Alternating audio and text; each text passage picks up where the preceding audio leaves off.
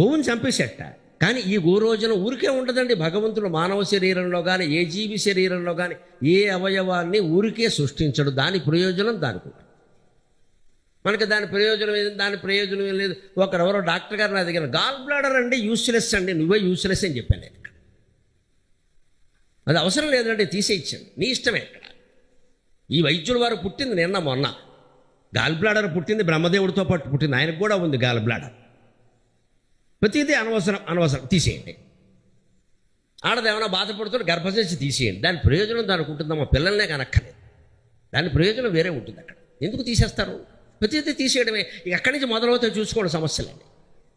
గర్భశిశు తీసేసాక ఇలా ఉంటుంది. ఇది ఎందుకు శరీరంలో దాని ప్రయోజనం లేకుండా ఏ మనిషి ఉండడు, ఏ వస్తువు ఉండదు. భగవంతుడు సృష్టిది, తీయడానికి నువ్వు అవడమే.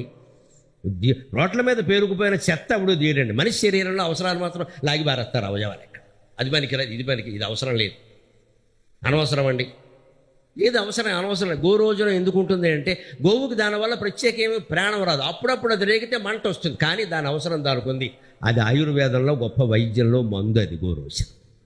అది ఎక్కడో అక్కడ సృష్టిలో ఉండాలా వద్దా, అందుకోసం పెట్టారు. పూర్వం వాళ్ళు ఎంత జాగ్రత్తగా ఉండేవారంటే ఆవుని చంపి గోరోజనం తీసుకునేవారు కాదు, ఆవు చనిపోయిన తర్వాత గోరోజనం తీసుకునేవారు.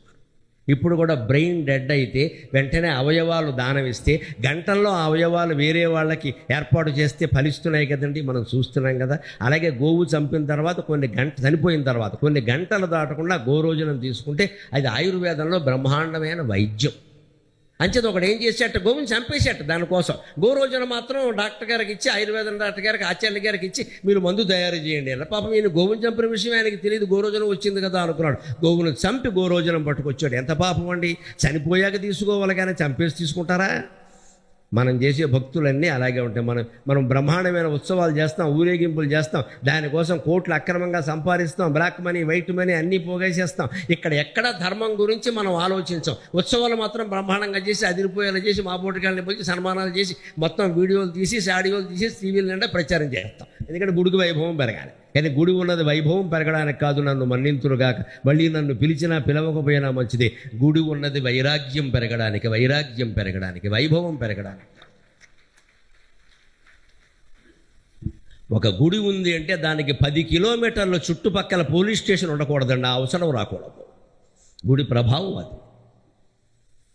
గుడి ఉన్నది వైభవం కోసం కాదండి, వైరాగ్యం కోసం. స్వామివారు కోరుకునేది వైభవం. మీరు ఎంత వైభవం చేసినా శ్రీ మహావిష్ణువుకి వైకుంఠంలో జరిగే వైభవం మనం చేయలేమండి, ఎక్కడ సాధ్యం కాదు.